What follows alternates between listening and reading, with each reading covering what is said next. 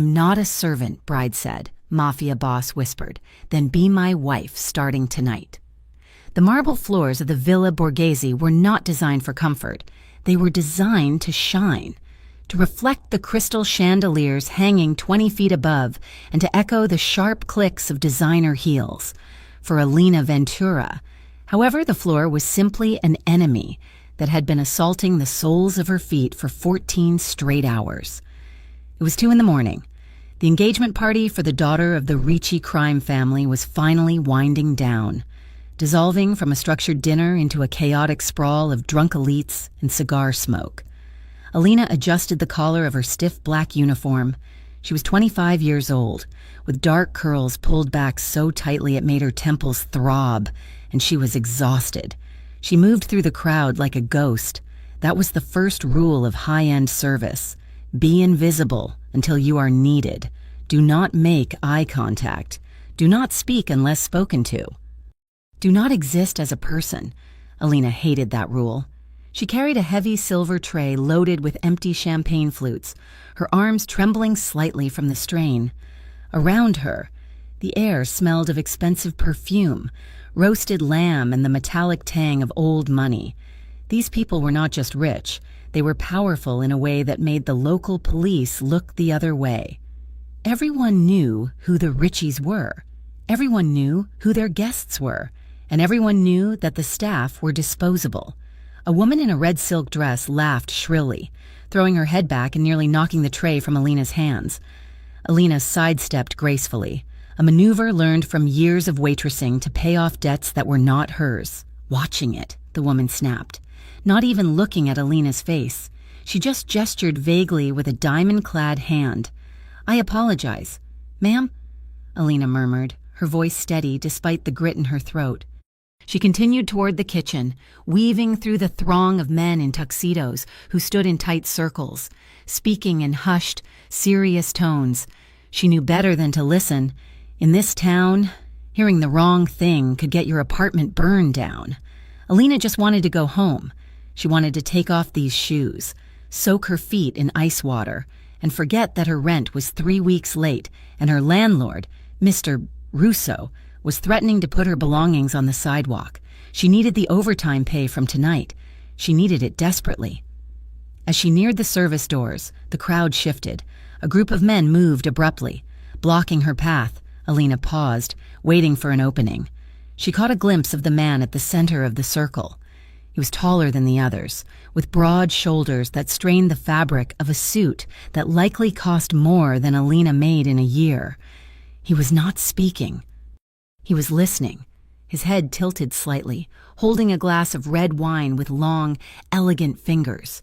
Suddenly, a drunken guest stumbled backward, shoving Alina hard from behind. The tray tipped. Alina lurched forward, fighting for balance, but physics was unforgiving. The silver tray clattered loudly against the marble, shattering the crystal flutes. But that was not the worst part. The worst part was the glass of red wine in her own hand, a half-empty glass she had cleared from a table, which launched forward and splashed directly onto the chest of the tall man in the center of the circle. The music seemed to stop. The chatter died instantly. Alina froze. The dark crimson stain bloomed rapidly across the man's crisp white dress shirt, soaking into the lapel of his charcoal jacket. It looked like a gunshot wound. The man did not flinch. He did not jump back or shout. He simply looked down at the stain, then slowly raised his eyes to meet hers. His eyes were terrifying. They were the color of espresso, dark and unreadable. Framed by thick lashes, his face was hard angles and shadows, handsome in a way that felt dangerous, like a weapon polished to a shine. "You clumsy little idiot!" The drunken guest who had pushed her slurred, trying to deflect blame. "Look what you did to Mr. Renzetti. Renzetti." The blood drained from Alina's face. Damiano Renzetti, the head of the Renzetti family, the man who controlled the docks, the unions, and half the real estate in New Jersey. She had just thrown wine on the most dangerous man in the state. The drunken guest grabbed Alina's arm, his grip bruising. "You stupid girl. You are going to pay for that suit. Do you know how much that costs? You are nothing but an incompetent servant. Something inside. Alina snapped. It was the exhaustion. It was the weeks of double shifts. It was the landlord banging on her door at 6 in the morning. It was the way these people looked through her as if she were furniture. She ripped her arm away from the drunk guest. "I am not a servant," Alina said. Her voice was not loud, but in the terrified silence of the ballroom, it carried like a bell. The room gasped. "You did not talk back. Not here. Not to these people." Alina straightened her spine, ignoring the trembling in her hands. She looked past the drunk man and looked directly at Damiano Renzetti. She expected anger. She expected him to snap his fingers and have security drag her out into the alley. "I was pushed," she stated firmly, locking eyes with the Don, "and I am not a servant. I am a human being working a job, and I deserve basic respect." The drunk guest looked ready to strike her. Damiano Renzetti raised one hand. The motion was slight, barely a flick of the wrist, but the drunk man froze instantly. The silence in the room deepened, becoming heavy and suffocating. Damiano took a step forward. He ignored the wine soaking into his shirt. He stepped over the broken glass, the crunching sound echoing in the quiet hall. He stopped inches from Alina. He smelled of sandalwood, expensive tobacco, and the metallic scent of the wine she had spilled. He towered over her, forcing her to tilt her head back to maintain eye contact. Alina refused to look away, though her heart was hammering against her ribs like a trapped bird. Damiano studied her. His gaze traveled over her defiant face, noting the flush of anger on her cheeks, the spark of rebellion in her eyes, and the proud set of her jaw. Most people trembled when he looked at them. Most people begged for forgiveness. She was doing neither. A slow, lazy smirk curved the corner of his mouth.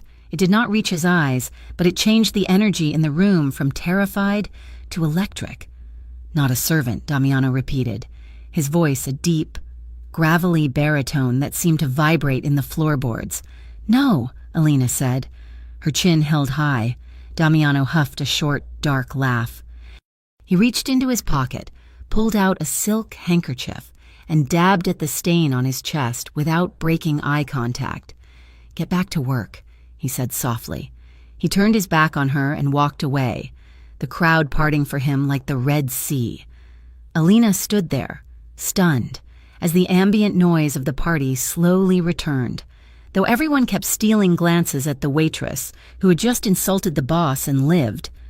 2 hours later, Alina was in the back alley by the loading docks, hauling a bag of trash into the dumpster. The cool night air felt good against her flushed skin. Her hands were shaking now that the adrenaline had worn off. She knew she was going to be fired. The agency would never keep her after a scene like that. "Miss Ventura," Alina spun around. A man in a dark suit stood by the rear exit. He was not a waiter. He was security, one of Renzetti's men. "Mr. Renzetti requests a word," the man said. It was not a question. Alina felt a cold knot of dread tighten in her stomach. This was it. He hadn't made a scene in public because he was a professional. He had waited until she was alone to punish her. She considered running, but she knew she wouldn't make it 10 feet. She followed the man back inside, through the bustling kitchen, down a quiet corridor lined with velvet wallpaper, and into the villa's private library. The room was dimly lit, smelling of old paper and leather.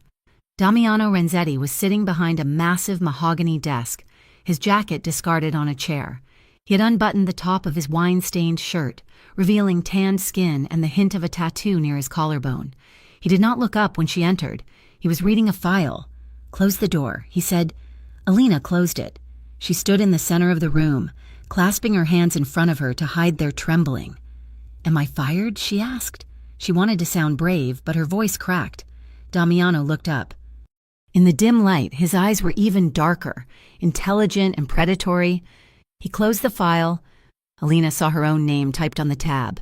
"Fired?" Damiano asked, leaning back in his leather chair. "From the catering agency?" "Yes. I made the call 10 minutes ago." Alina felt the floor drop out from under her. "I need that job." "You need money," Damiano corrected. "I saw your file. Foster care until 18. No degree. Debt from a former partner who ran off and left you with the bills. The current address is a basement apartment in a building that should have been condemned 5 years ago. Alina's face burned with humiliation. You have no right to investigate me. I have every right to know who attacks me at a dinner party, Damiano said smoothly. It was an accident, and I didn't attack you. Damiano stood up. He moved around the desk with a fluid, lethal grace. He stopped in front of her, leaning against the edge of the desk, crossing his arms over his chest. You interest me, Alina Ventura. You were terrified out there.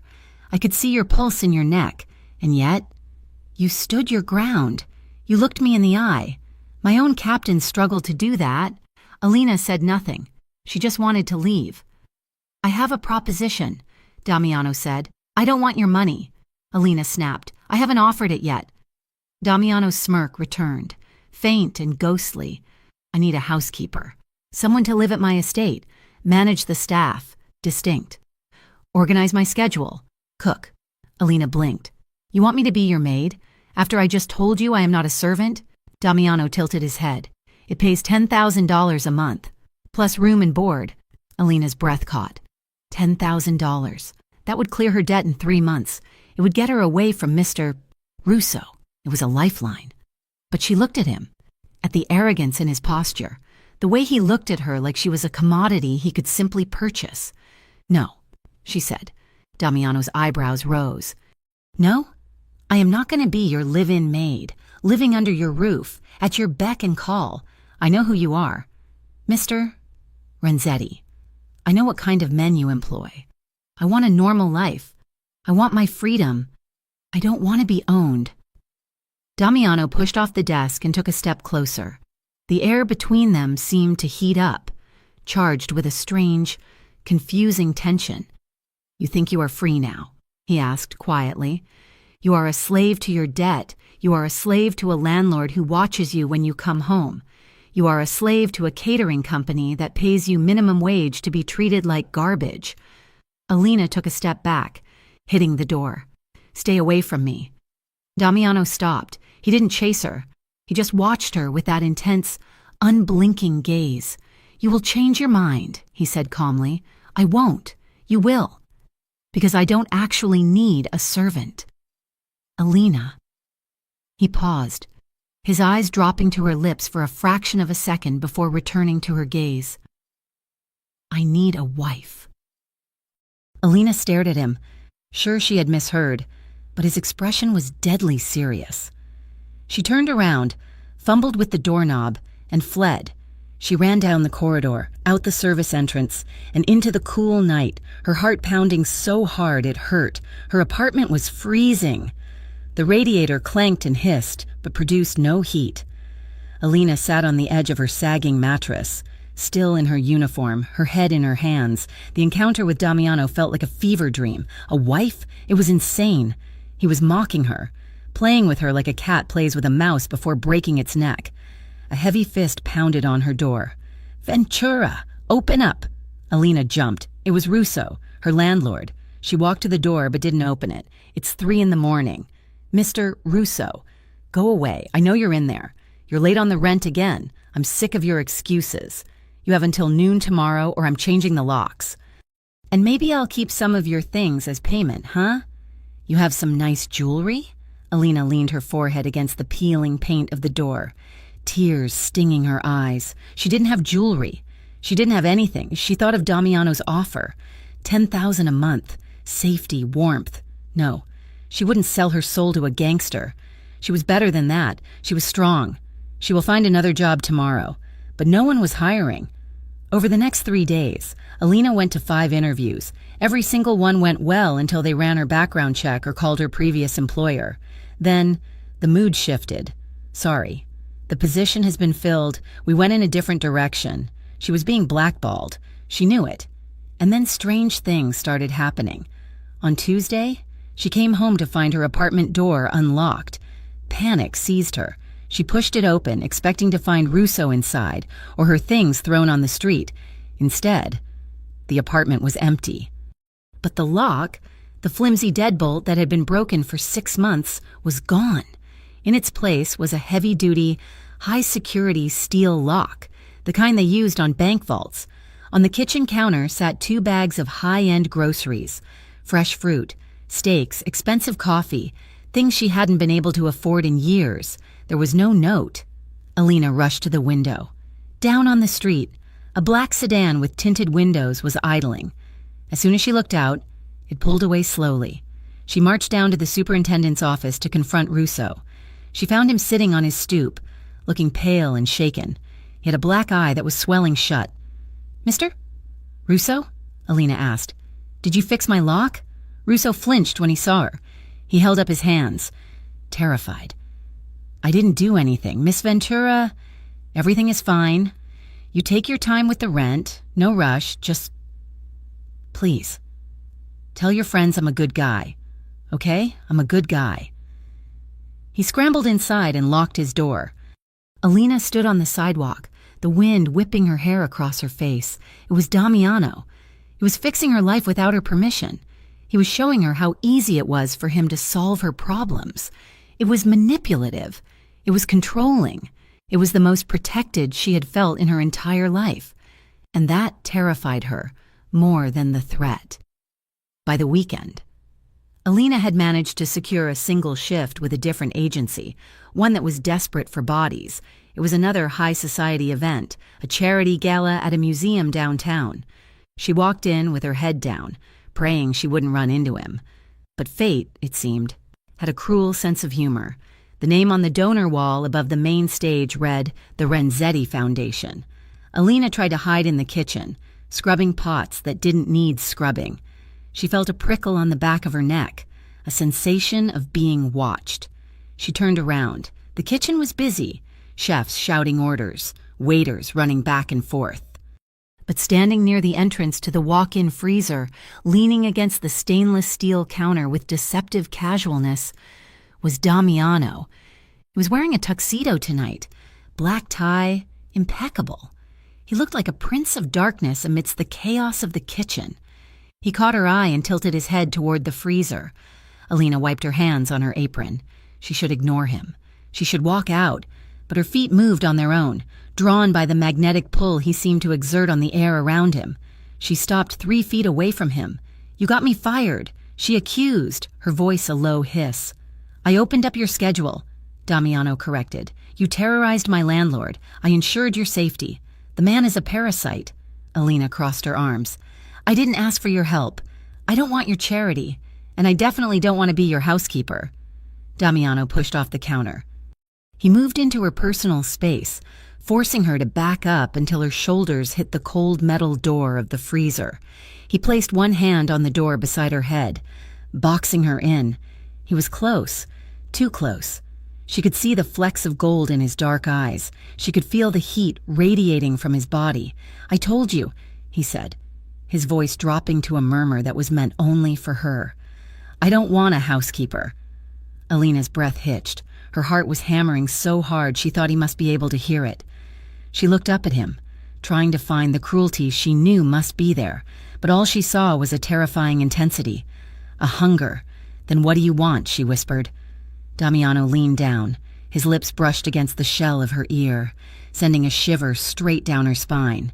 His scent enveloped her, danger and desire wrapped in silk. "You said you are not a servant," he whispered, his warm breath ghosting over her sensitive skin. He pulled back just enough to look into her eyes, his face inches from hers. "Then be my wife." Alina opened her mouth to argue, to scream, to run, but no sound came out.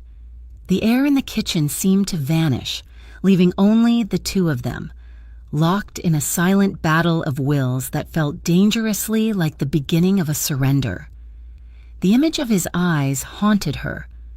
Alina Ventura prided herself on her discipline.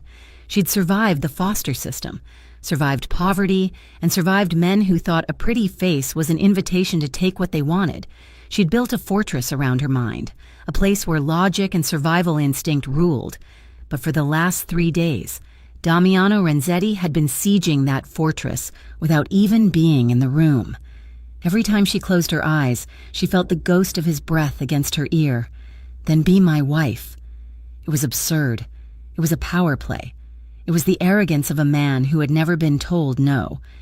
And yet, at night, when the wind rattled the loose window pane of her apartment, she found herself wondering what it would feel like to be safe.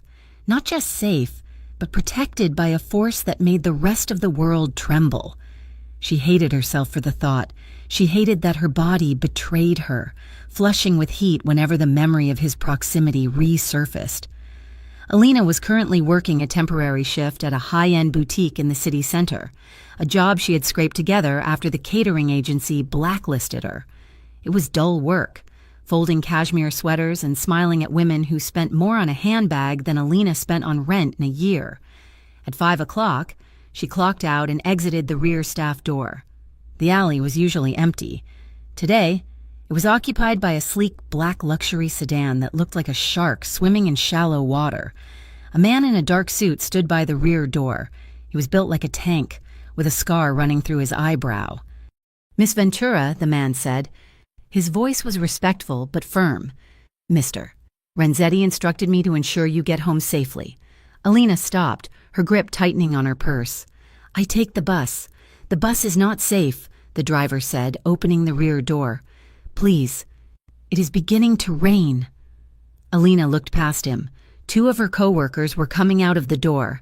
They stopped, staring at the car, then at Alina.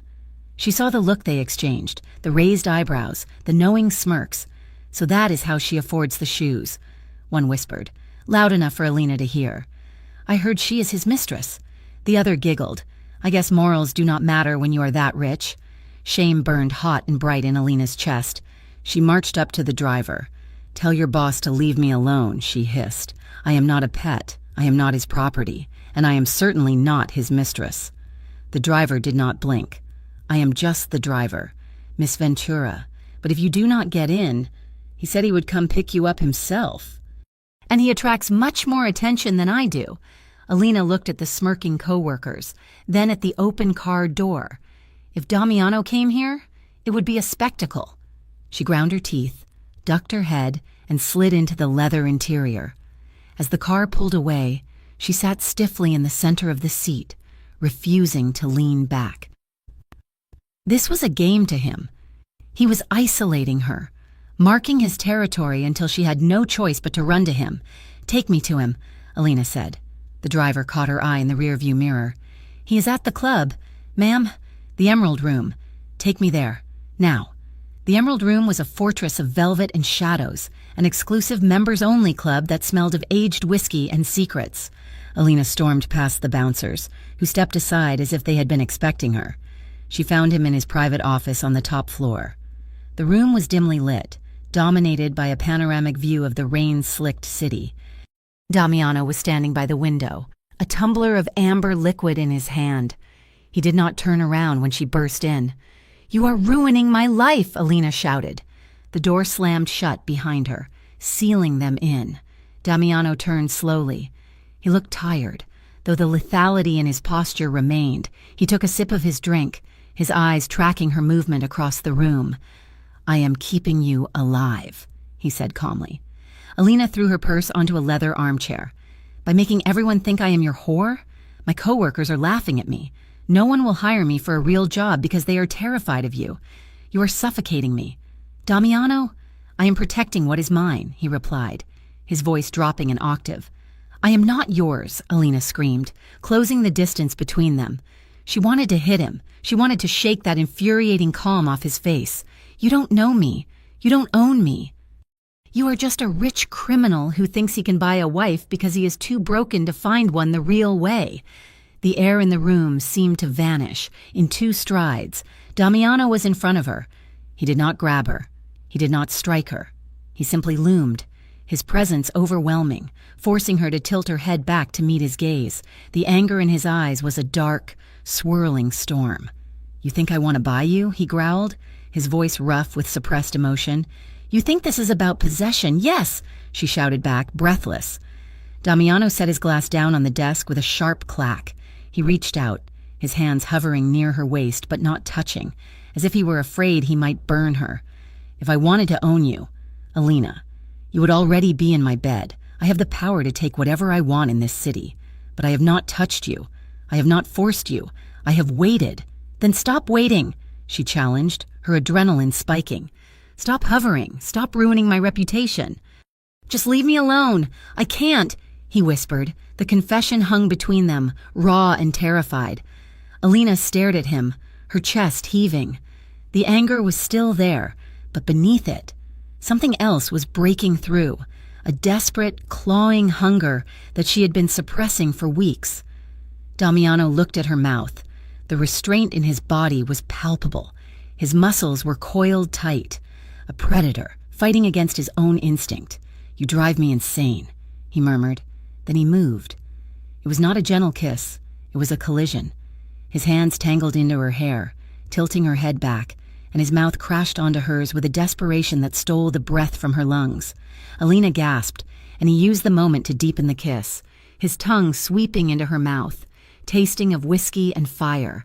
For a second she stood rigid, her mind screaming at her to push him away, but her body had its own agenda. Her hands flew up, gripping the lapels of his jacket, pulling him closer. She kissed him back with all the frustration and rage that had been building inside her. It was a kiss of war. It was a kiss that said, I hate you, and I need you in the same breath. Damiano groaned low in his throat, the sound vibrating against her lips, and one of his hands slid down to the small of her back, pulling her flush against his hardness. The heat was unbearable. It was consuming. Alina felt her knees weaken, her entire world narrowing down to the taste of him, the strength of his arms, the scent of sandalwood and rain. Then, just as suddenly as it had started, Damiano pulled back. He was breathing hard, his pupils blown wide, his lips swollen. He stared down at her, looking almost horrified by his own lack of control. Alina stumbled back, her hand flying to her mouth. Her heart was beating so fast she felt dizzy. She looked at him, at the man she was supposed to despise, and realized with terrifying clarity that she wanted to do it again. She spun around, grabbed her purse, and ran. Damiano did not follow her this time. For 3 days, Alina did not leave her apartment. She called in sick to the boutique. She sat in the dark, staring at the wall, replaying the kiss over and over until the memory felt like a bruise. She was losing. She was losing the battle for her own independence. On the other side of the city, Damiano Renzetti was fighting a different kind of war. The boardroom of his headquarters was filled with smoke. His underboss, Silvio, slammed a file onto the table. The Antonellis are moving on the chaotic shipment at the docks, Silvio said, his voice grave. They are bribing the council members we spent 5 years cultivating. They smell blood. Damiano, they think you are distracted. I am not distracted, Damiano said, though he was staring out the window, watching the gray skyline. You are, Silvio countered. You are obsessed with the girl, and the Antonellis know it. They are looking for a weakness. A civilian is a weakness. Damiano turned, his eyes cold. Watch your tone, Silvio. I am your friend, Damiano. I am telling you the truth. You need to solidify your position. The Greco family has a daughter, Elena. It would be a strategic match. A marriage alliance would push the Antonellis back. No, Damiano said instantly. Think about the family, Silvio urged. I am thinking about my family, Damiano roared, slamming his hand on the table. I will not marry for politics. I will not bring a stranger into my house and trust her with my life just to secure a shipping route. It is not just a shipping route, it is war, Silvio shouted back. And if you do not secure your flank, the Antonellis will strike, and they will not be polite about it. Damiano straightened his jacket. Let them come. But if they touch what is mine, I will burn their entire lineage to the ground. Silvio shook his head. You are making a mistake, boss. The girl. She is a liability. Damiano walked to the door. She is not a liability. Silvio. She's the only real thing I have found in 10 years. Alina returned to work on Friday, needing the money. She kept her head down, ignoring the whispers. When she returned to her building that evening, the hallway smelled wrong. It smelled of stale tobacco and disturbed dust. She reached for her keys, but the door to her apartment was already ajar. Her heart stopped. She pushed the door open slowly. The apartment had been tossed. It wasn't a robbery, it was a desecration. Her mattress was slashed, her clothes were pulled from the closet and trampled on the floor. The few framed photos she had of her mother were smashed, the glass glistening on the linoleum. Alina stood in the center of the chaos, her hands trembling. They hadn't taken the cheap TV. They hadn't taken the cash in the jar. They just wanted her to know they had been there. A black car screeched to a halt outside. Car doors slammed. Seconds later, Damiano filled the doorway. He was flanked by 2 guards. His gun drawn, he swept the room with his eyes, his face turning into a mask of pure, icy rage when he saw the destruction. Clear the building. He ordered the guards. He holstered his weapon and stepped over a pile of torn books to reach Alina. He didn't touch her, but he shielded her body with his own, placing himself between her and the door. "Did they touch you?" he demanded, his voice tight. Alina shook her head, unable to speak. She felt cold, so incredibly cold. "Pack a bag," Damiano said. "You are coming with me." "No," Alina whispered. Damiano spun on her. "Look around you. Alina, they were here. The Antonellis. This is a message. Next time. They will not just slash your mattress. They will wait for you to be in it." "I am not going to your mansion," Alina said, her voice shaking but stubborn. "If I go with you, I admit that I belong to you. I will become a target forever." "You are already a target," Damiano shouted, "'cause I chose you. And I am not going to let you die because of your stubborn pride. It is not pride, it is my life," Alina yelled back, tears finally spilling over. "You bring chaos wherever you go. I was fine before I met you. I was poor, but I was safe." Damiano flinched as if she had slapped him. The anger drained out of his face, leaving behind a bleak, hollow expression that silenced Alina instantly. "You think I don't know that?" he asked quietly. He walked over to the ruined mattress and sat down on the edge, ignoring the stuffing spilling out. He ran a hand through his hair, messing up the perfect style. "I had a sister," he said. Alina froze. He had never spoken about his family. The rumors said he was an only child. "Julia," he continued, staring at the floor. "She was 19. I was 22. I thought I could keep her separate from this life. I thought if I just kept her away from the business, she would be safe." He paused, his jaw clenching. "I was wrong. Our enemies. They didn't care that she was innocent. They took her to get to my father. By the time we found where the trafficking ring was holding her..." His voice broke. He took a shuddering breath, but he didn't cry. He looked too broken to cry. It was too late, he finished softly. "I swore on her grave that I would never let anyone I care about be that vulnerable again. I swore I would never trust anyone I couldn't protect with my own hands." He looked up at Alina. His eyes were wet, stripped of all their usual arrogance. "I am arrogant, Alina. I am controlling. I am a monster to half of this city. But I am terrified. Because when I look at you, I see the only thing in the world I cannot bear to lose." Alina felt the walls of her fortress crumbling. She saw the boy beneath the suit, the brother who had failed, the man who was trying to atone for a sin that wasn't his. She walked over to him. The floorboards creaked. She didn't pack a bag. She didn't agree to go to the mansion. "You can't move me," she said softly. "This is my home, even if it is broken." Damiano looked at her, panic rising in his eyes. "Alina," but she interrupted. "I don't want to be alone tonight." Damiano exhaled, a long, jagged sound. He stood up and began to give orders to his men outside to secure the perimeter, to stand guard at the street level and the hallway.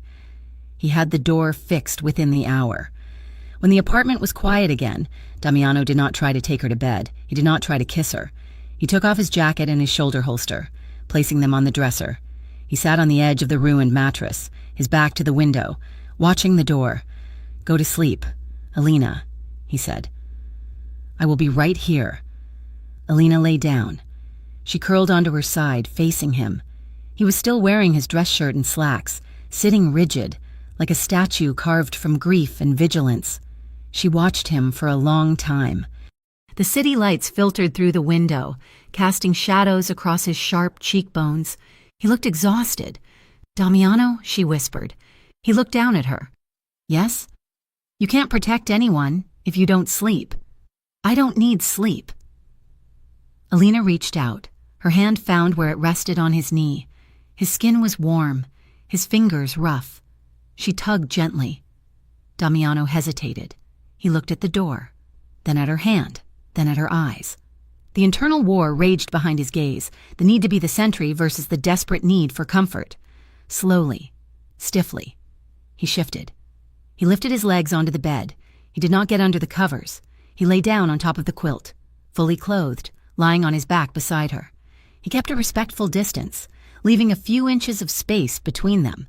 He stared up at the cracked ceiling. Alina shifted closer. She didn't hug him, but she pressed her side against his. She felt the tension in his frame slowly, very slowly, begin to unspool. Damiano turned his hand over, lacing his fingers through hers. His grip was tight, desperate, an anchor in a storm. "Thank you," he whispered into the darkness. Alina didn't answer. She just squeezed his hand back, listening to the rhythm of his breathing until they both drifted into a fitful, shared silence, armed against the world by nothing but the warmth of each other's skin. Morning light did not flatter Alina's apartment. It exposed the water stains on the ceiling, the dust motes dancing in the drafty air, and the worn patches on the linoleum floor. But to Alina, waking up that Saturday felt different. For the first time in years, the apartment did not feel like a cage. It felt like a fortress. She woke up first, beside her. Damiano Renzetti was asleep. The feared Mafia Don, the man who made grown men tremble with a look, was lying on his back on her lumpy mattress, one arm thrown over his eyes to shield them from the sun. He was still fully clothed in yesterday's dress shirt and slacks, though the top buttons were undone and his feet were bare. Alina watched him for a long moment, her heart doing a strange, treacherous flip in her chest. Asleep, the harsh lines of his face smoothed out. He looked younger. Humans. She slid out of bed quietly, needing to do something with the nervous energy buzzing under her skin. She went to the kitchenette. Navigating the small space with practiced ease, she found the expensive groceries he had delivered: eggs, heavy cream, artisan bread, thick-cut bacon. She started to cook. 20 minutes later, the smell of frying bacon and brewing coffee filled the small room. Alina turned from the stove to find Damiano sitting up. He was watching her. His hair was rumpled, his eyes heavy with sleep but focused entirely on her with an intensity that made her knees weak.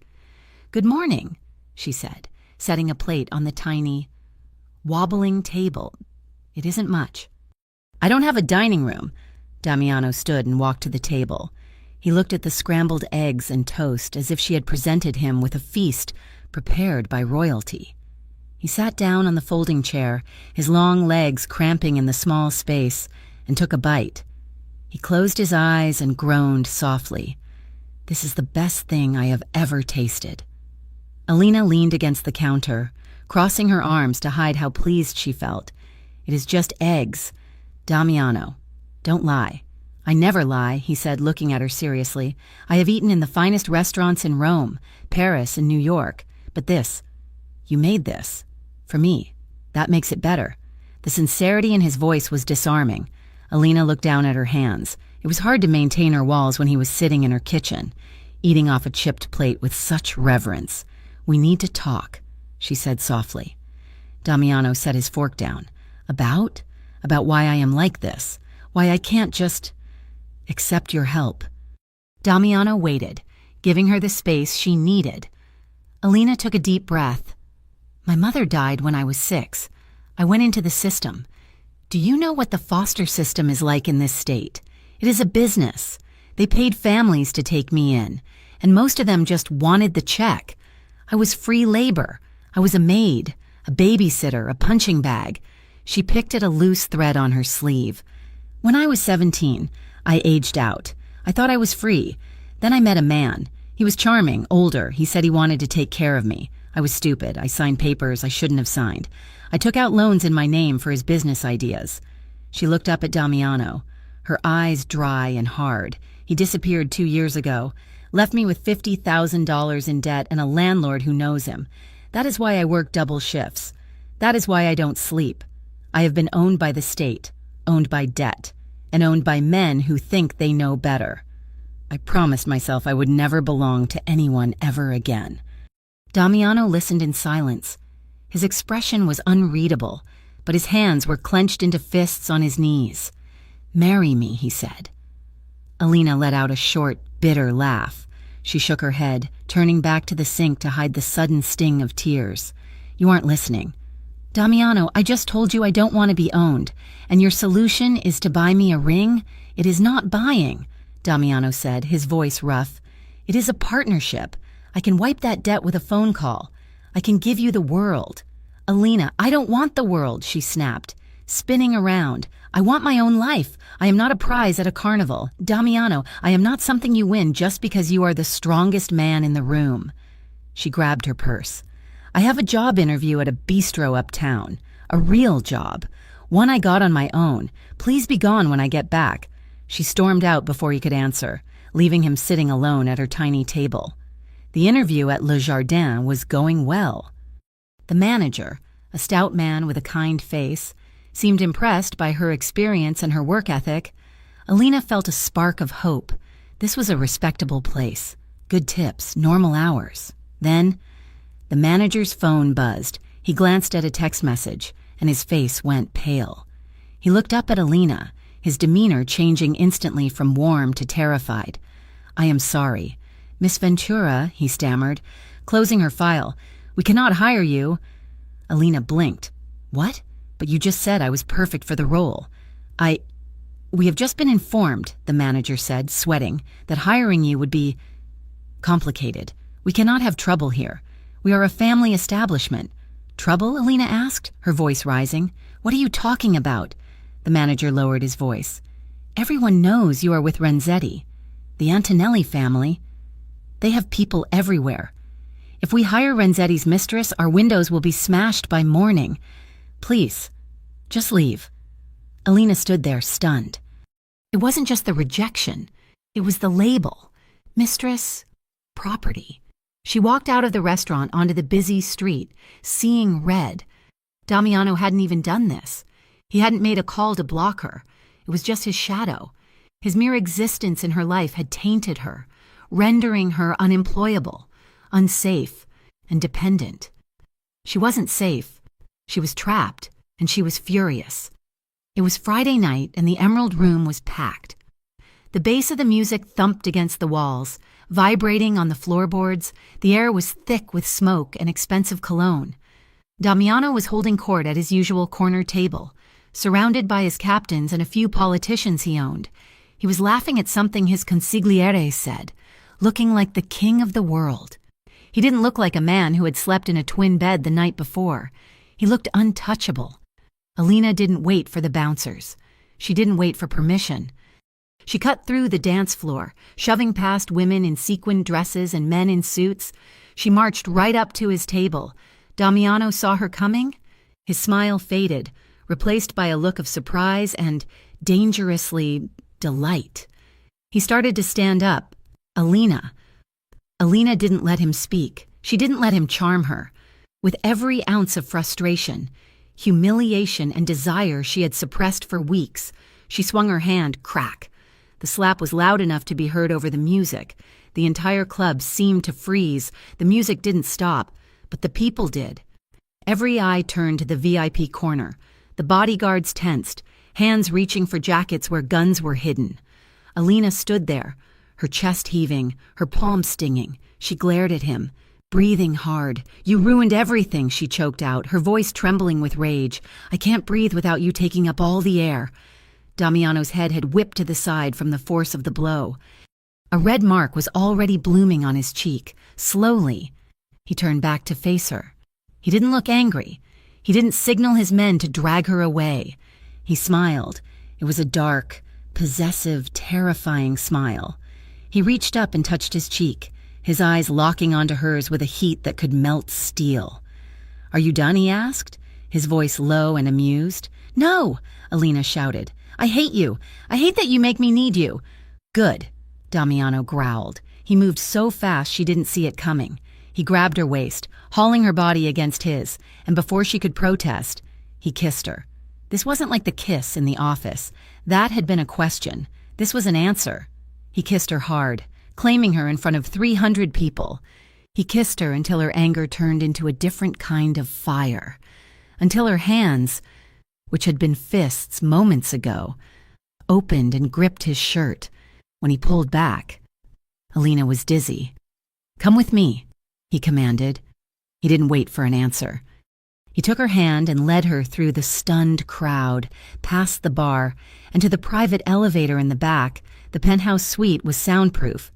The noise of the club faded as soon as the heavy doors closed, replaced by the hum of the city and the thudding of Alina's own heart. Damiano didn't turn on the lights. The glow of the city skyline filtered through the floor-to-ceiling windows, painting the room in shades of blue and silver. He led her to the center of the room and stopped. He didn't touch her immediately. He just looked at her, breathing heavily, the mark of her hand still visible on his face. "You slapped me," he said, sounding awestruck. "In front of my men." "You deserved it," Alina whispered, though her anger was draining away, replaced by a terrified anticipation. "I know," he admitted. He reached out and cupped her face, his thumbs tracing her cheekbones. His touch was reverent. "I am tired of fighting you. Alina, I am tired of pretending I don't want to burn the world down just to keep you warm." "Then don't," she breathed. He kissed her again, and this time, it was slow, it was a tasting. He backed her up until her legs hit the edge of the massive bed, and they tumbled onto the silk sheets together. The night became a blur of sensation.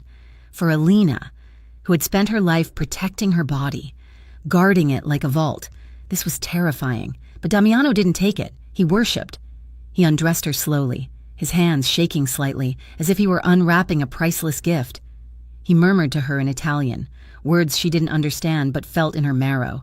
"Bellissima, mio cuore, sei la mia vita." Every touch was a question, and every gasp she gave was an answer. When skin finally met skin, the friction was electric. Alina tried to hold on to her control, to keep some part of herself locked away, but Damiano wouldn't let her. "Look at me," he commanded, his voice a ragged whisper against her neck. She opened her eyes. He was hovering over her, bracing his weight on his arms, his face open and vulnerable in the moonlight. "I am right here." He promised. "I have you." When he finally moved inside her, Alina shattered. It wasn't just physical. It was the breaking of a dam that had held back years of loneliness. She wrapped her legs around him, pulling him closer, needing to be as close to him as two people could possibly be. They moved together in a rhythm that felt ancient and inevitable. The passion was high, a desperate hunger that consumed them both, but there was a tenderness to it that made Alina's chest ache. He was careful with her, treating her fragile heart with more care than he treated his own life. When the end came, it was a white-hot release that left Alina gasping, clutching his shoulders, tears leaking from the corners of her eyes. Damiano followed her seconds later, collapsing against her with a groan that sounded like a prayer. The silence afterward was heavy. Alina lay in the tangle of sheets, staring at the ceiling. Her body felt heavy, sated, but her mind was racing. She had done it. She had crossed the line. There was no going back to the way things were. A sob escaped her throat. Damiano, who had been drifting in the drowsy aftermath, stiffened instantly. He propped himself up on one elbow, looking down at her. "Alina? What is it? Did I hurt you?" She shook her head, burying her face in the pillow. No, you didn't hurt me." "Then why are you crying?" "Because I'm scared," she confessed, her voice muffled. "I'm scared because I feel safe, and every time I feel safe, something bad happens.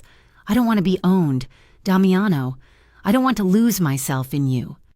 Damiano shifted. He pulled her into his arms, tucking her head under his chin. He held her tightly, his hand stroking her hair. He didn't offer empty platitudes. He waited until her sobs subsided into sniffles. "You think this is ownership?" he asked quietly into the darkness. He took her hand and placed it over his heart. It was beating steady and strong against her palm. "You don't belong to me, Alina," he swore, his voice deep and solemn like a vow. "I don't want a prisoner. I want a partner. You don't belong to me." He kissed the top of her head. "But you belong with me. There is a difference. You are my equal, my conscience, my home." Alina lifted her head to look at him. His eyes were clear. "Stripped of all deception. Belong with me," she repeated, testing the words. "Yes, starting tonight. No more running. We fight the world together." Alina took a shaky breath. She looked at the man who had just unraveled her and put her back together. "Okay," she whispered. "Together." Damiano smiled, a genuine, soft smile that reached his eyes. "Get dressed," he said gently, brushing a kiss on her forehead. "I want to take you for a drive. There is a place by the river. It is quiet. We can talk properly. Away from the club." 20 minutes later, they were walking out of the service entrance of the club. The air was crisp and cold, a welcome relief after the heat of the penthouse. Damiano's black sedan was waiting at the curb. His driver, the kind one with the scar on his eyebrow who had tried to give Alina a ride earlier, was standing by the rear door, holding it open. "Good evening. Boss, Miss Ventura," the driver said with a polite nod. "Good evening. Marco," Damiano said, his hand resting protectively on the small of Alina's back. "Take us to the river road." "Yes, sir." Alina slid into the back seat. The leather was cool. She felt a strange sense of peace settling over her. She had made a choice. She was terrified. Yes, but she wasn't alone. Damiano moved to get in beside her. He had one foot inside the car when the world exploded. It wasn't a sound. It was a force. A concussive wave that knocked the breath out of Alina's lungs before her brain could even register the noise. Glass shattered. Metal screamed. Alina was thrown sideways against the far door. Her ears were ringing, a high-pitched whine that drowned out everything else. "Damiano!" she screamed, scrambling up. She looked out the open door. The front of the sedan was a twisted wreck. Another car, a heavy SUV, had rammed into them at full speed from the front, crushing the engine block. Damiano had been thrown backward onto the pavement by the impact of the door swinging. He was rolling, scrambling to his feet, shouting something she couldn't hear. But Marco... Alina froze in horror. The driver's side of the car was gone. Crushed inward, Marco was slumped over the steering wheel, motionless, blood dark and terribly spreading across the dashboard. Gunfire erupted, pop, pop, pop. Flashes of light from the SUV. Bullets sparked against the pavement near Damiano's feet. "Get down!" Damiano roared, his voice cutting through the ringing in her ears. He didn't run for cover. He dove into the car, on top of her. He shoved her down onto the floorboard, covering her body with his own, a human shield against the hail of bullets that began to tear through the windows above them. Alina squeezed her eyes shut, clutching his shirt, the smell of gunpowder and blood filling her nose. The peace was gone. The war had arrived. The silence of the countryside was louder than the gunfire had been. 3 days had passed since the ambush on the river road. 3 days since Marco, the driver with the scar and the polite demeanor, had bled out on the dashboard of the sedan. Damiano had dragged Alina from the wreckage, shielding her body with his own as his security detail returned fire. Turning the street into a war zone, they had survived, but something inside Damiano had fractured. He had not taken her back to the penthouse. He had not taken her to the villa. Instead, he had driven north, deep into the wooded hills of upstate New York, to a property that did not exist on any public record. It was a farmhouse, built of gray stone and timber, surrounded by 50 acres of overgrown orchards and dense forest. There were no guards visible, though Alina knew they were out there in the trees, watching every shadow inside the house. The air was cool and smelled of pine and wood smoke. Damiano had been in a cold, simmering rage since the attack. He spent hours on the encrypted phone in the study, his voice a low rumble of Italian commands that sounded like executions being ordered. But when he stepped out of that room, the rage vanished, replaced by a terrifying gentleness directed solely at her. Alina sat on the back porch, wrapped in a thick wool blanket, watching him. Damiano was in the garden. The most feared man in New Jersey, the man who had shot 2 attackers with a steady hand while pulling her to safety, was currently on his knees in the dirt, weeding a bed of rosemary. He was wearing worn denim jeans and a simple gray t-shirt that stretched tight across his shoulders. There was a bandage on his forearm where a shard of glass had sliced him during the crash. He looked different here. The armor of the suits and the gelled hair was gone. The sun caught the silver threads in his dark hair, making him look less like a kingpin and more like a man simply trying to keep something alive. He stood up, wiping his hands on a rag, and caught her watching him. The dark intensity in his eyes softened instantly. "You should be inside," he said, walking toward the porch. "The wind is picking up." "I am fine," Alina said. She let the blanket slip from her shoulders. "I am tired of being inside. I am tired of hiding." Damiano stopped at the foot of the steps. "We are not hiding. Alina. We are regrouping. It feels like hiding." He walked up the steps and sat beside her on the swing bench. The wood creaked under his weight. He didn't touch her immediately. He just sat close enough that she could feel the heat radiating from him.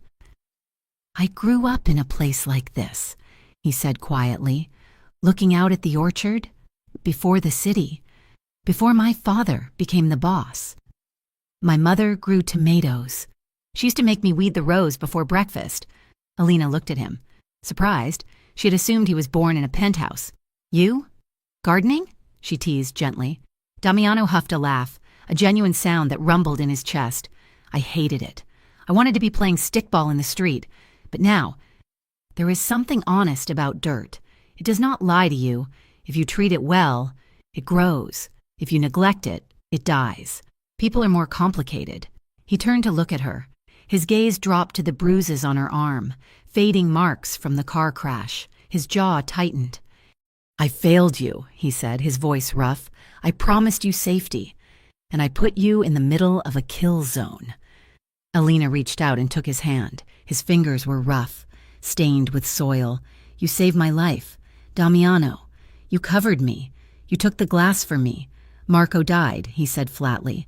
"Because of a war you didn't start," Alina countered. She squeezed his hand. "You are not a monster. Damiano, I see you. I see the man who plants rosemary and worries about the wind. That is the man I am." She stopped. The word hung in the air, unsaid but heavy. Damiano looked at her, his eyes searching hers. "The man you are what?" Alina swallowed. She wasn't ready to say it. Not yet. The sky above them darkened. The wind that Damiano had warned about suddenly surged, whipping the trees into a frenzy. A crack of thunder shook the ground, and the heavens opened up. It wasn't a gentle shower. It was a deluge. The rain hammered against the porch roof, drowning out the world. "We should go in," Damiano said, standing up. But Alina didn't move.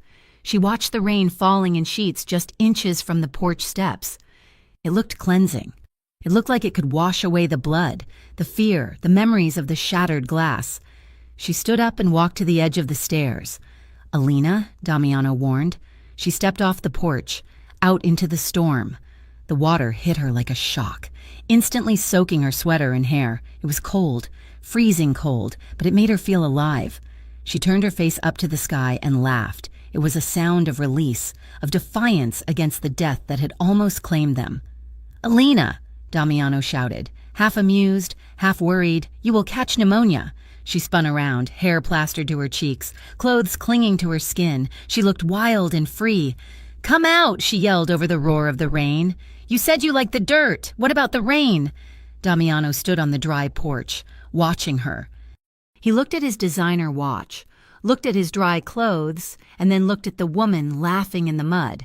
He shook his head, a smile breaking through his stoic mask. He bounded down the steps. He didn't stop at the edge. He ran straight into the downpour, grabbing her by the waist and spinning her around. Alina shrieked, laughing as water sprayed everywhere.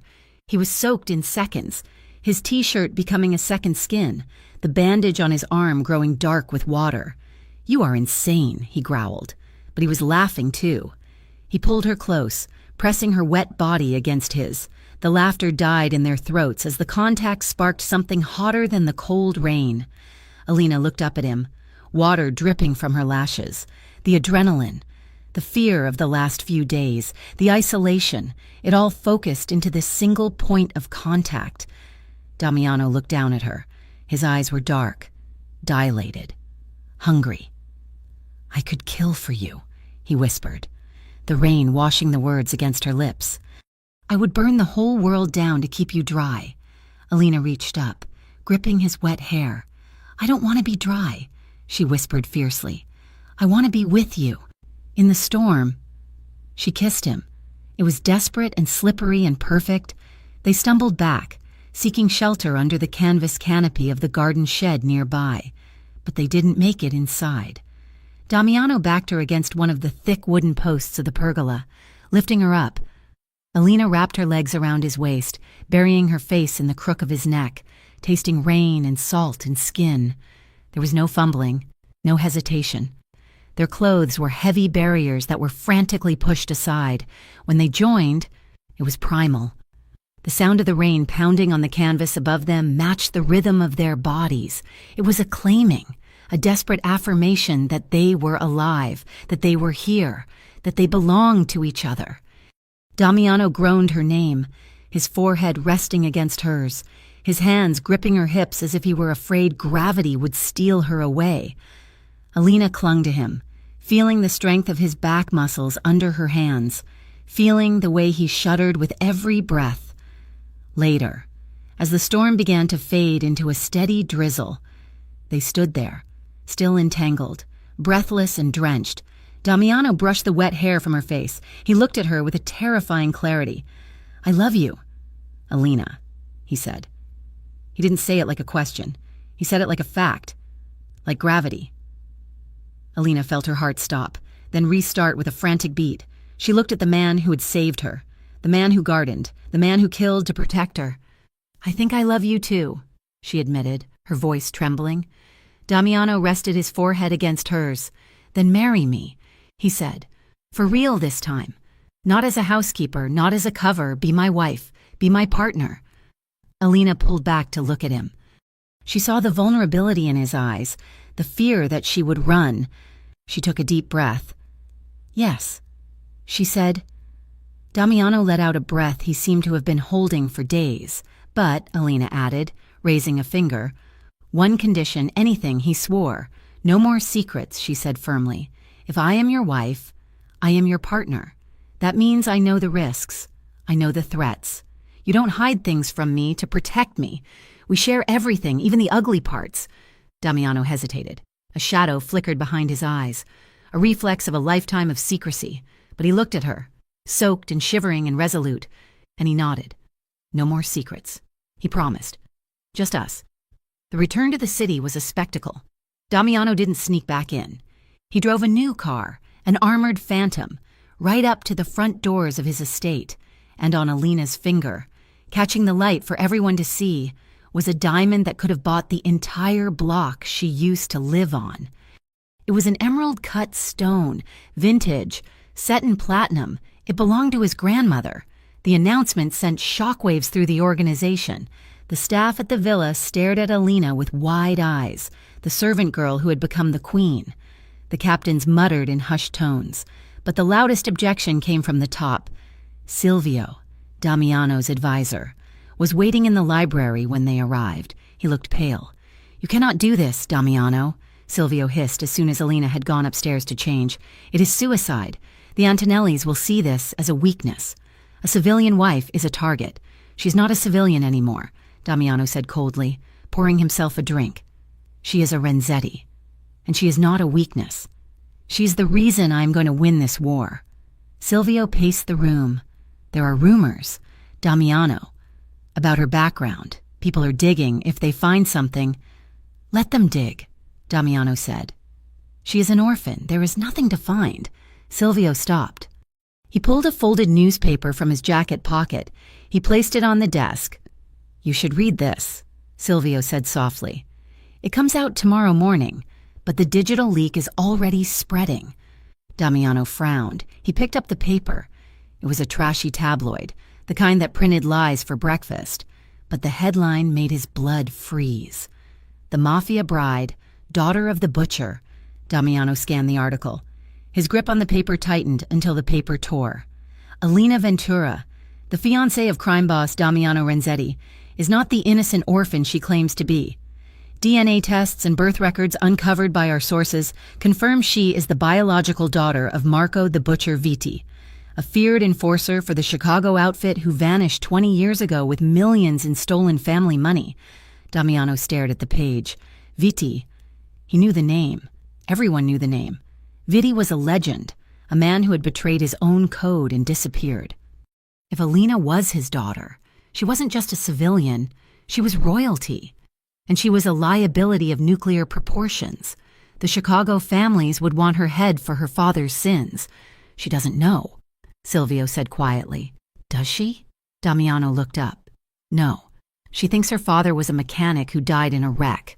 You have to tell her. Silvio said, before she sees this.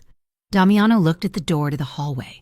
He thought of Alina upstairs, finally feeling safe, finally trusting him. If he told her that her blood was tainted, that she was born into this life she despised, it would break her. And worse, someone inside his organization had leaked this. Only a handful of people could access those kinds of old records. There was a traitor close to him. If I tell her, she will panic, Damiano said, his voice low. She will run. And if she runs, the Chicago hitmen will find her. So you are going to lie to her? Silvio asked. You promised her no secrets. I am going to fix it, Damiano said, crumpling the paper. I will find the leak. I will bury this story, and I will protect her from the truth until it is safe. He threw the paper into the fireplace. He watched it burn. Burn all the copies, he ordered. Buy the publisher if you have to. She does not see this. The engagement party was meant to be a celebration, but the air in the Renzetti ballroom was thick with tension. 500 guests filled the hall. Senators, judges, and captains of industry mingled with men who had guns holstered under their tuxedos. Alina stood by Damiano's side, wearing a gown of midnight blue silk that hugged every curve. She looked regal. She looked happy. She kept touching the ring on her finger, smiling at him with a trust that made Damiano's stomach twist with guilt. He had managed to kill the story in the mainstream press, but whispers were like smoke. You couldn't catch them all. He saw the looks people were giving her. Not looks of admiration anymore, but looks of calculation. They were wondering if she had her father's temper. They were wondering where the stolen money was. Damiano kept his hand firmly on her waist, steering her away from anyone who looked like they might talk too much. Are you okay? Alina whispered, leaning into him. You feel tense, like wire. I am just watching the room. He lied. I thought we were done with the bodyguards tonight, she teased. I am always your bodyguard, he said, kissing her temple. A waiter approached with a tray of champagne. Damiano waved him away, but the waiter lingered. He looked nervous. Sir. A message, the waiter mumbled, pressing a folded napkin into Damiano's hand. Damiano stiffened. He unfolded the napkin. It was blank. He looked up, but the waiter was already disappearing into the crowd. Suddenly, Alina stiffened beside him. Damiano, she said, her voice awed. He turned. Alina was holding a phone. Not hers, someone else's. A woman in a red dress, one of the Antonelli wives, was standing in front of her, holding out a smartphone with a poisonous smile. I just thought you should know. Dear, the woman purred, it is so romantic, a Romeo and Juliet story. The daughter of the butcher and the son of the Renzettis. Alina was staring at the screen. It was the article, the one Damiano had burned. Alina, Damiano said, stepping forward, don't read that. It is garbage. Alina didn't look up.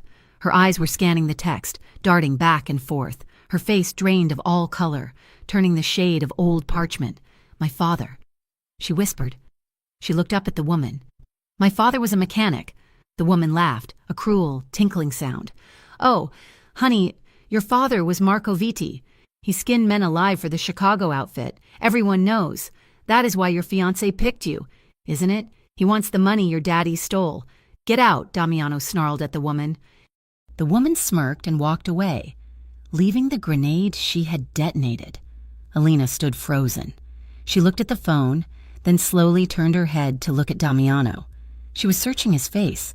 She was looking for a surprise. She was looking for shock. She didn't find it. She saw the guilt. She saw the recognition. You knew? She whispered. Damiano reached for her hand. "Alina, listen to me." "You knew," she repeated, her voice gaining volume. She stepped back, pulling her hand away as if he had burned her. "I found out 2 days ago," Damiano pleaded, his voice low and desperate. "I was trying to protect you. I was trying to find out who leaked it before." "You promised," Alina cried out. The sound cut through the chatter of the party. Heads turned. "You promised no more secrets," she shouted, tears filling her eyes. "I told you that was the only way I would marry you. And you stood there. You let me wear this ring. You let me play the happy bride while everyone in this room was laughing at me? Alina, please." "Not here," Damiano warned, stepping closer. "Don't touch me," Alina yelled. She looked around the room. She saw the faces of the guests, the pity, the amusement, the judgment. She felt the weight of her history, the blood she didn't know she carried, crushing her. "I am just a pawn to you, aren't I?" she said, her voice breaking. "A strategic acquisition. Did you think that if you married the butcher's daughter, you would get his territory? Or his money? No!" Damiano roared, losing his composure. "I love you. You don't love me." Alina spat. "You love the game, and I am done playing." She reached for her left hand. Damiano's eyes widened in horror. "Alina, don't—" She ripped the emerald ring off her finger. It was tight, it hurt, but she yanked it free. She threw it. The heavy platinum ring hit Damiano in the chest, bounced off his tuxedo lapel, and clattered loudly onto the marble floor. "I would rather be a servant," she said, her voice trembling with devastation. "At least a servant gets paid to be lied to." She turned and ran. "Alina!" Damiano shouted. He started to chase her, but Silvio stepped in his path, grabbing his arm. "Boss, you cannot leave. The senator is watching. If you chase her now, you look weak." Damiano shoved Silvio aside with enough force to send the man stumbling. "I don't care." He ran to the balcony doors, bursting out into the night air, but the driveway was empty. The taillights of a taxi were fading into the distance.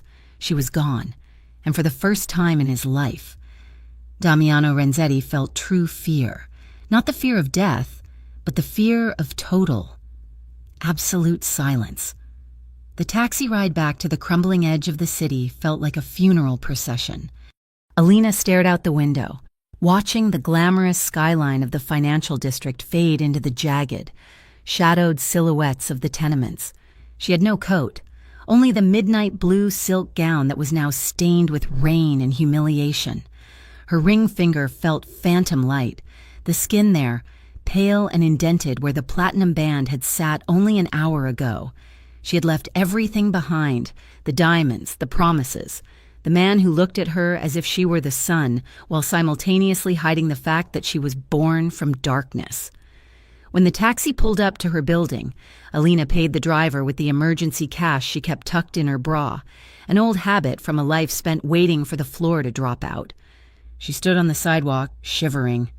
The front door of the building was propped open with a brick. The lock busted again. It was fitting. She had tried to escape this life, tried to pretend she could be the lady of the manor, but gravity always pulled her back to the gutter. She climbed the 3 flights of stairs, her heels clicking ominously in the quiet stairwell. When she reached her apartment door, her breath hitched. It wasn't just unlocked, it was hanging off its hinges. The heavy steel deadbolt Damiano had installed, the first gift he had ever given her, had been drilled out. Alina pushed the door open. If the first break-in had been a warning, this was an eviction. The apartment had been gutted. The drywall was smashed in, exposing the wooden laths like broken ribs. Her clothes were shredded, the fabric covered in bleach. Her mattress was overturned and gutted. In the center of the room, stabbed into the drywall with a rusted switchblade, was a piece of paper. Alina walked over to it, her legs trembling. The handwriting was jagged, angry. "You should have stayed a servant." Alina stared at the words. The malice radiating from them made her stomach turn. This wasn't just vandalism. This was hatred. It was a message that she had overstepped, that she had dared to rise above her station, and now she was being put back in her place. She realized then, with a cold, sinking dread, that walking away from Damiano had not saved her. She was no longer just Alina Ventura, the invisible waitress. She was the runaway bride of the Renzetti Dawn and the daughter of the butcher. She was a target painted in neon. A heavy footfall crunched on the broken glass behind her. Alina spun around, grabbing a shard of a broken ceramic lamp from the floor as a weapon. Damiano stood in the doorway. He was still wearing his tuxedo, but the jacket was gone. His shirt sleeves rolled up and his tie hanging loose. He was breathing hard, sweat glistening on his forehead. He looked frantic. His usual composure shattered. When he saw her holding the shard of ceramic, his face crumpled with relief, followed immediately by a surge of dark, protective rage as he took in the destruction of the room. "Put it down, Alina," he said, his voice rough. "Get out," she warned, backing up until she hit the ruined wall. "I am not leaving you here," Damiano said, stepping over the debris. "Look at this place. They know you are alone. You are exposed. I am exposed because of you," she shouted, the ceramic shaking in her hand. "This is your world, Damiano. These are your enemies. They destroyed my home because I was stupid enough to wear your ring. It is not safe," he pleaded, ignoring her anger. "Come back to the villa. We can argue. You can scream at me. You can hate me. But you will do it behind reinforced walls where no one can touch you." Alina laughed, a sound that lacked all humor. "Safe? You lied to me, Damiano. You looked me in the eye and promised no secrets, all while knowing my father was a monster. You let me walk into a room full of wolves without telling me I had blood on my hands. I was trying to fix it," Damiano roared, closing the distance between them. He stopped just out of reach, his hands raised in surrender. "I wanted to bury the truth so it could never hurt you. You didn't do it for me," Alina said, her voice dropping to a whisper. "You did it for you. You wanted the fantasy. You wanted a clean slate."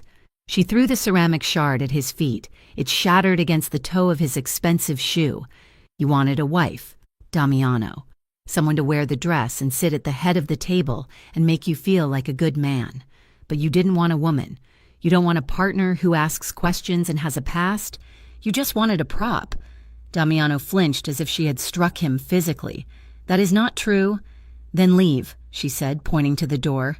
"If you respect me at all, leave. I will find my own way. I am not your property." Damiano stared at her, his jaw working. He looked at the threatening note on the wall, then back at her defiant face. He reached into his pocket and pulled out a small, black burner phone. He set it on the only piece of furniture still standing, a wobbly kitchen stool. "Number 1 is my private line," he said, his voice hollow. "Number 2 is the safe house, if you need anything at all." He turned and walked out. Alina waited until his footsteps faded down the stairs before she sank to the floor, burying her face in her hands. She didn't cry. She was too angry to cry. 2 hours later, her personal phone, which she had miraculously found intact under a pile of clothes, buzzed. It was a blocked number.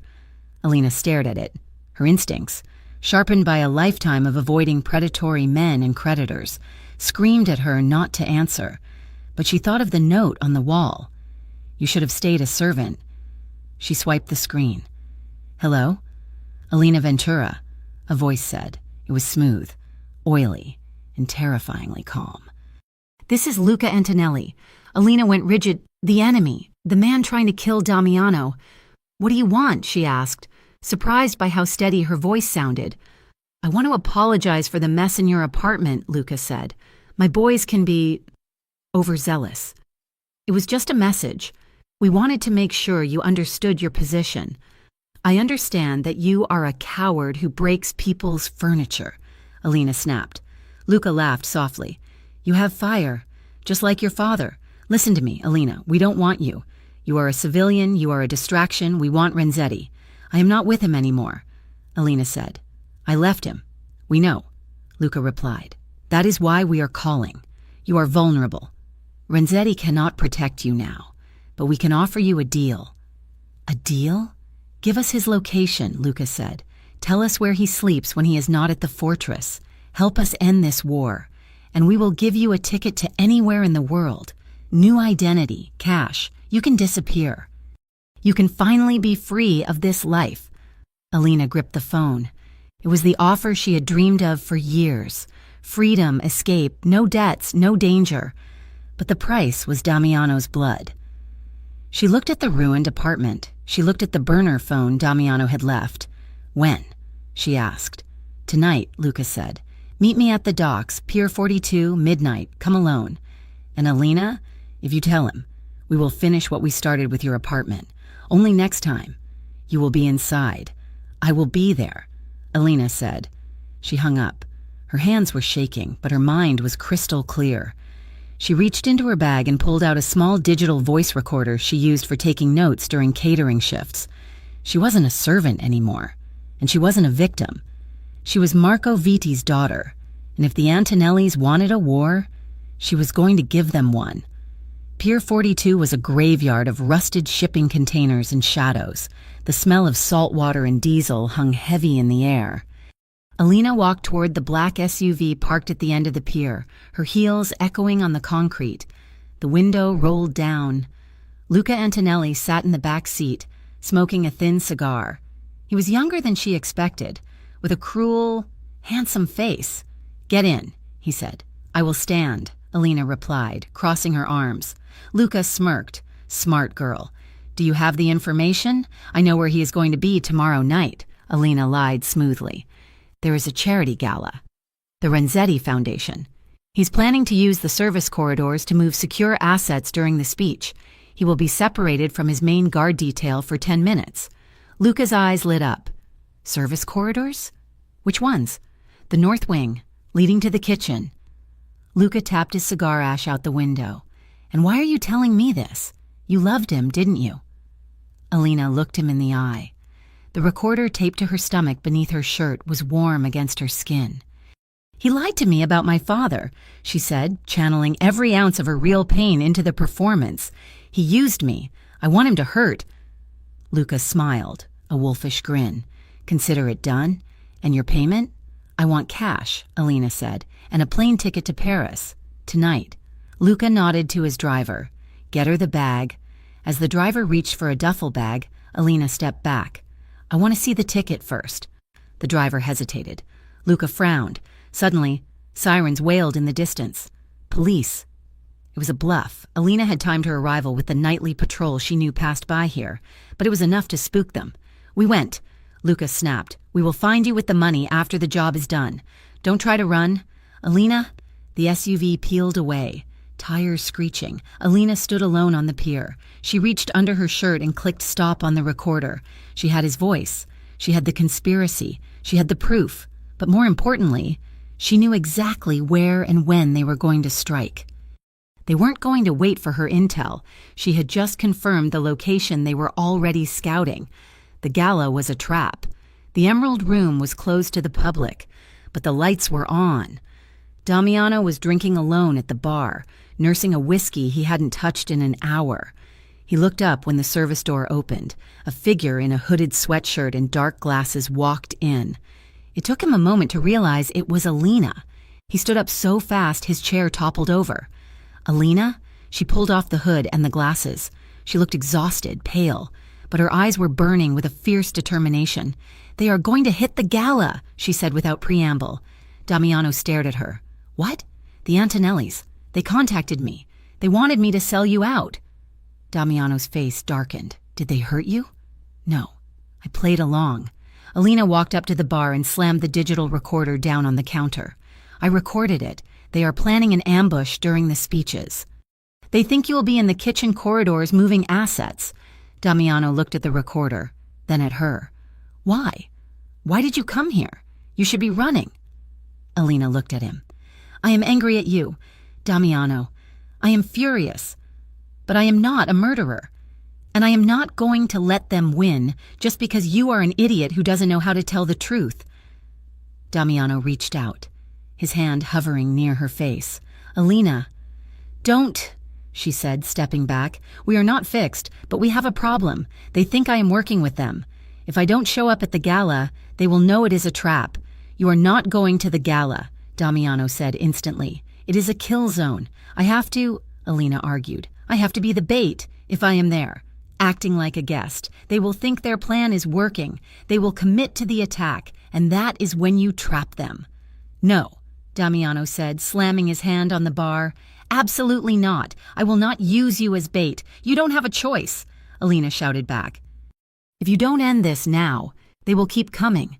They will burn down every home I ever have. I am already in this war. Damiano, let me help you end it. Damiano looked at her. He saw the steel in her spine. She wasn't asking for permission. He exhaled slowly. Okay, but you wear a wire. You have 3 guards on you at all times, and the second the shooting starts, you hit the floor. The Renzetti Foundation Gala was the event of the season. The ballroom was a sea of diamonds, tuxedos, and forced smiles. Alina moved through the crowd in a silver gown that shimmered like liquid mercury. She held a glass of champagne she didn't drink. She smiled at the people who had whispered about her the night before. Damiano stood on the stage, giving a speech about community outreach. He looked calm, authoritative, but his eyes never left Alina. She tapped the small earpiece hidden in her hair. I see them, she whispered. 2 waiters by the north exit. They are checking their watches. Copy? Damiano's voice came back, tense and sharp in her ear. My men are in position. Get to the safe zone. Alina, now. Alina turned to move toward the side exit, but a hand grabbed her arm. It wasn't a waiter. It was Luca Antonelli, dressed in a stolen staff uniform. Going somewhere, sweetheart, he whispered, pressing something hard and metallic against her ribs. Alina froze. The gun was small, easily hidden, but lethal. You said kitchen corridors, Luca hissed, but Renzetti is on stage. You lied to me. Plans changed, Alina stammered, her heart hammering against her ribs. Walk, Luca commanded. To the kitchen. We will wait for him there, and if you make a sound, I will put a bullet in your spine. He forced her through the crowd. Alina couldn't speak into the mic without him noticing. She tried to make eye contact with Damiano on stage. Damiano paused mid-sentence. He saw Luca. He saw the way he was holding Alina. He didn't finish the speech. He dropped the microphone. Security, Damiano roared. Kitchen, now! He jumped off the stage, abandoning all protocol, sprinting through the crowd.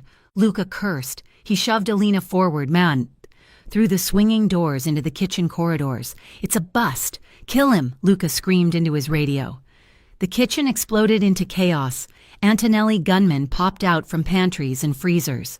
Damiano's men breached the rear doors. The narrow, stainless steel hallway became a deafening echo chamber of gunfire. Luca dragged Alina behind a metal prep table, using her as a human shield. Damiano skidded around the corner, his gun drawn. He saw Alina. He saw the gun pressed to her head. Drop it, Damiano shouted, his face a mask of terror. Back off, Renzetti, Luca yelled, or the girl dies. Alina looked at Damiano. She saw him lower his gun slightly. He was going to surrender. He was going to let them kill him to save her. No, she whispered. She slammed her elbow backward, driving it into Luca's stomach. It wasn't a knockout blow, but it shocked him enough that his grip loosened. Alina dropped to the floor. Damiano fired. The bullet struck Luca in the shoulder, spinning him around, but Luca, falling, fired blindly in return. Damiano didn't duck. He lunged forward, throwing himself over Alina as a second gunman emerged from the freezer. 2 shots rang out. Damiano jerked violently. He collapsed on top of her, his weight heavy and warm. Damiano! Alina screamed. More gunfire erupted as Damiano's security team flooded the room, neutralizing the threats, but Alina didn't see them. She only saw the blood spreading rapidly across the white dress shirt of the man lying on top of her. She rolled him over. He was pale, his eyes fluttering. The bullet had hit him in the side, just below the ribs. It was bleeding badly. Damiano, look at me, Alina commanded, her voice cracking. She ripped the hem of her silver dress, tearing the expensive fabric into strips. She pressed the silk against the wound, pushing down hard. Damiano groaned, his eyes focusing on her face. Did I get him? He wheezed. You idiot! Alina sobbed, pressing harder as his blood coated her hands. You absolute idiot! You jumped in front of a gun! I promised, he whispered, his teeth stained with red. I promised safety. Alina leaned over him, her tears falling onto his face, mixing with the sweat and grime. You promised to be my partner, she shouted at him. Partners don't die for each other. Do you hear me? You don't get to die and leave me with this mess. Damiano tried to smile, but it was weak, I love you. Alina, he rasped. I love you too. You stubborn jerk, she cried, leaning down to kiss his forehead, desperate to keep him conscious. I would rather be your wife than anyone's pawn. But you have to live. You have to live to marry me. Medic, she screamed at the guard standing over them. Help him. Damiano's eyes drifted shut.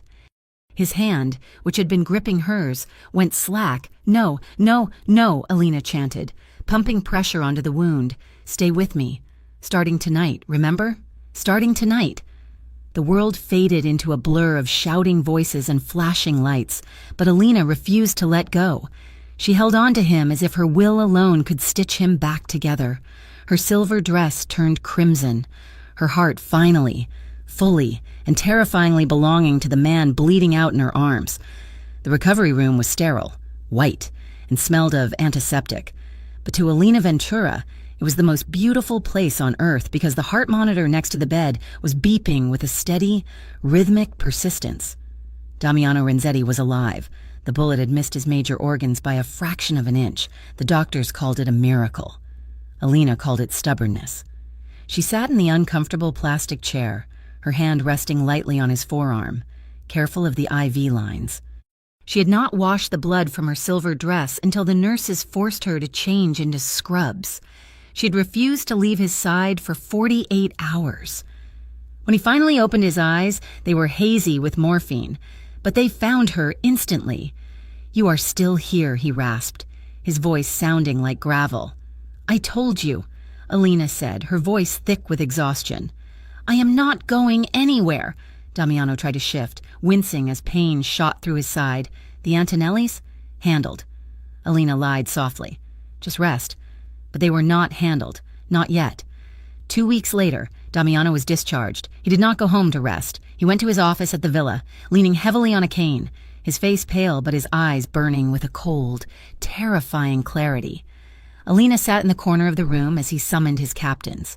She expected him to order a bloodbath. She expected him to burn the city down to avenge the attack. Instead, Damiano laid a file on the desk. I want the Antonelli accounts frozen, he said, his voice low and deadly. I want their shipping containers flagged for customs inspections at every port on the eastern seaboard. I want the loans on their properties called in by the banks we control. His captains looked confused. Boss, they shot you. We should hit them. We should take them out. No, Damiano said, looking at Alina. He held her gaze. It was a silent communication, a promise kept. She had told him she wasn't a murderer. She had told him she wouldn't be part of a slaughter. Death is too easy, Damiano continued, turning back to his men. If we kill them, their sons will rise up in 10 years to kill us. It is a cycle. I am ending the cycle. We will not touch their families. We will not touch their children. We will simply take everything they own until they are begging for change on the street. We will leave them alive, but we will leave them with nothing. The room was silent. It was a crueler punishment in a way. To strip proud men of their power and leave them to watch their empire crumble to dust. And the leak? One of the captains asked. The one who gave them the location? Damiano's expression didn't change, but the temperature in the room seemed to drop 10 degrees. Leave us, Damiano ordered the captains, except for Silvio. The room cleared. Silvio, the consigliere, the man who had stood by Damiano's side for a decade, stood alone in the center of the Persian rug. He looked calm, but his hands were twitching slightly at his sides. Damiano picked up a tablet from his desk. He slid it across the mahogany surface. It was a transfer record, a massive payment from an offshore account linked to the Antonellis, deposited into a shell company owned by Silvio's wife. Why? Damiano asked simply. Silvio stared at the tablet. He didn't deny it. He didn't beg. She was a weakness, Silvio said, gesturing to Alina. You were losing your edge. Damiano. You were risking the family for a girl. I tried to warn you. I tried to leak the story about her father to scare her off, but you wouldn't listen. I did what I had to do to save the organization. You tried to have me killed, Damiano said. I tried to remove the distraction, Silvio shouted. Damiano stood up. He winced, his hand going to his bandaged side, but he stood tall. She's not a distraction, Silvio. She's the only reason I am still alive. She saved me in that kitchen while you were counting your blood money." Damiano walked around the desk. He stopped in front of his oldest friend. "You are out," Damiano said. Silvio blinked. "You are going to kill me?" "No," Damiano said. "That would be a waste of a bullet. You are exiled. You have 1 hour to leave the city. If I see you again, if I hear your name, if you ever try to contact anyone in this life, then I will kill you." Silvio looked at Damiano, then at Alina. He saw the united front they presented, the king and the queen, unbreakable. He realized then that he hadn't just betrayed his boss, he had bet against the wrong kind of power. Silvio turned and walked out the door. Damiano let out a long breath and leaned back against the desk, his strength fading. Alina was there in an instant, sliding her arm around his waist to support him. "You did good," she whispered. Damiano rested his forehead against hers. "I am done with the blood. Alina," he said, "I will keep the territory. I will keep the power. But I am done with the cruelty. I want to build something that doesn't rot." 6 months later, the Renzetti Foundation was no longer just a tax shelter for illicit funds. It was a bustling hub of activity in the center of the city. Alina walked through the lobby, checking the clipboards of the volunteers. They were opening a new youth center in the district where she used to live, the district where landlords like Mr. Russo used to reign with terror. Now, those buildings are being renovated. Families were being given grants. The money that had once flowed through the veins of the drug trade was now pumping life back into the community it had nearly destroyed. Alina was tired, but it was good. It was the exhaustion of purpose, not survival. She felt a presence behind her before she heard him. Damiano wrapped his arms around her waist, burying his face in her neck. He smelled of fresh rain and expensive wool. "You're working too hard," he murmured against her skin. "I am making up for lost time," she replied, leaning back into him. "And someone has to make sure you are actually donating 20% of the casino profits." Damiano chuckled. He kissed the soft spot behind her ear. "Come home," he said. "I have paperwork. It can wait. I need you." There was a different note in his voice. Not the commanding tone of the boss, but the vulnerable request of the man. Alina turned in his arms. He looked healthy again. The scar on his side had healed into a jagged white line, a permanent reminder of the night he had chosen her over himself. "Okay," she said. "Let's go home." The villa garden was unrecognizable. When they arrived, Alina realized why he had wanted her to come home early. The entire garden had been transformed. Thousands of small white lights were strung through the branches of the old oak trees. The path was lined with candles, flickering softly in the twilight. Damiano led her to the center of the garden, to the stone bench where they had sat months ago, back when they were hiding from the world. He turned to her. He took both her hands in his. "The last time I gave you a ring," Damiano said, in his voice serious. "It was a strategy. I did it to protect you. I did it because I was arrogant enough to think I could own you without giving you myself in return." He reached into his pocket. He pulled out a small velvet box, but he didn't open it immediately. He dropped to one knee in the grass. Alina's breath caught in her throat. "Alina," he said, looking up at her, "you taught me that loyalty isn't about fear. It is about choice. You chose me when I had nothing to offer but danger. You saved my life. You saved my soul." He opened the box. Inside sat a ring. It was not the massive, heavy emerald from before. It was a simple, elegant diamond band, beautiful, but understated, real. "No more lies," Damiano whispered. "No more secrets. No more hiding who we are. Just us, partners, equals." He took a shaky breath. "Will you marry me, Alina? Not as a Renzetti, but as Damiano." Alina looked down at him. She thought of the frightened girl who had spilled wine on a mobster. She thought of the woman who had slapped him in a club. She thought of the blood on her hands in the kitchen. She wasn't afraid anymore. "Yes," she whispered, tears spilling onto her cheeks. "Yes, I will marry you." Damiano stood up and slipped the ring onto her finger. It fit perfectly. He kissed her, and it wasn't the kiss of a conqueror. It was the kiss of a man coming home. The wedding was small, There were no senators, no business partners, no press. It was held in the small chapel on the estate grounds. The pews were filled with the people who actually mattered.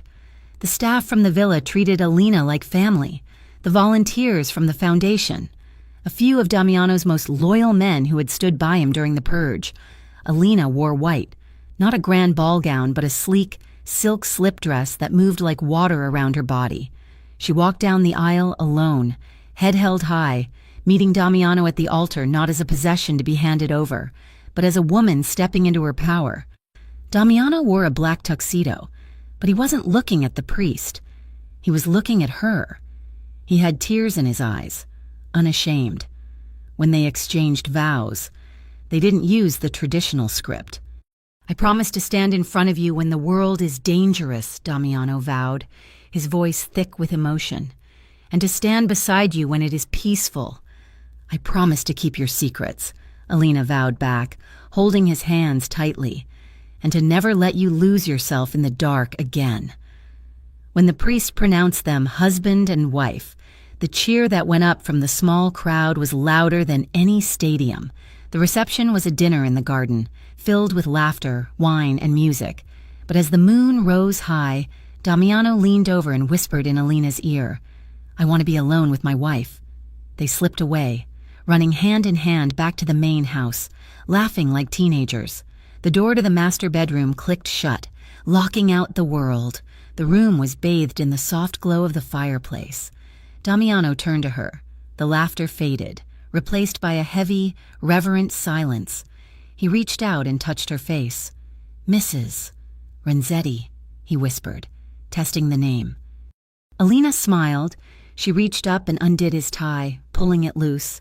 "Damiano." He kissed her. It started slowly, a gentle exploration of lips and breath, but the fire that had always been between them, the fire that had started with a spilled glass of wine and a slap, was still there, burning brighter than ever. He lifted her up, carrying her to the bed. Their lovemaking that night was different. It wasn't fueled by fear or desperation. It was a celebration. It was slow and deliberate. Damiano took his time, worshipping every inch of her skin, his hands mapping the curves of her body as if he were memorizing a sacred text. Alina guided him, her hands tracing the jagged scar on his ribs, kissing the skin there, reclaiming the wound as part of their story. "You are beautiful." He groaned against her neck, his body moving over hers with a powerful, rhythmic grace. Alina opened up to him completely. She let down every wall, every defense. She met his passion with her own, wrapping her legs around him, pulling him deeper, anchoring him to her. It was raw and honest. It was the physical manifestation of their vows, two broken people fitting their jagged edges together until they made something whole. When the climax came, it left them both breathless and trembling, clinging to each other in the tangled sheets, their hearts beating in a synchronized rhythm that echoed in the quiet room. Sunrise painted the sky in streaks of violet and gold. Alina stood on the balcony of the villa, wearing one of Damiano's white dress shirts. The morning air was cool, but she didn't feel the cold. She looked out over the estate. It was peaceful. The war was over. The garden was blooming. She felt Damiano step up behind her. He wrapped his strong arms around her waist, pulling her back against his chest. He rested his chin on her shoulder, looking out at the horizon with her. "What are you thinking about?" he asked softly. Alina placed her hands over his. "I am thinking about that first night," she said. "When I told you I wasn't a servant," Damiano tightened his hold on her. "You were never a servant." "Alina," he whispered, his voice rumbling against her back. "Even then, you were the only person brave enough to wake me up. You were my answer." Alina turned in his arms. She looked up at his face, the face of a man who had walked through hell to find her. She reached up and kissed him softly, the morning light catching the diamond on her finger. She smiled, a true, radiant smile that promised a future. "And now I am your wife," she whispered, "starting tonight." Damiano smiled back, the demons in his eyes finally silenced. "Starting forever," he corrected. He kissed her again as the sun broke over the horizon, illuminating the new day. the new life, and the love that had survived the darkness to find the light. Thank you so much for listening to this story. I hope you enjoyed the journey of Alina and Damiano. I would love to hear from you. Please comment down below and tell me where you are listening from. It is always amazing to see how far these stories travel.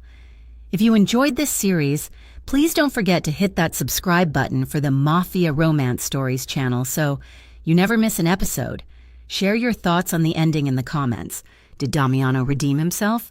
I can't wait to read your opinions in English.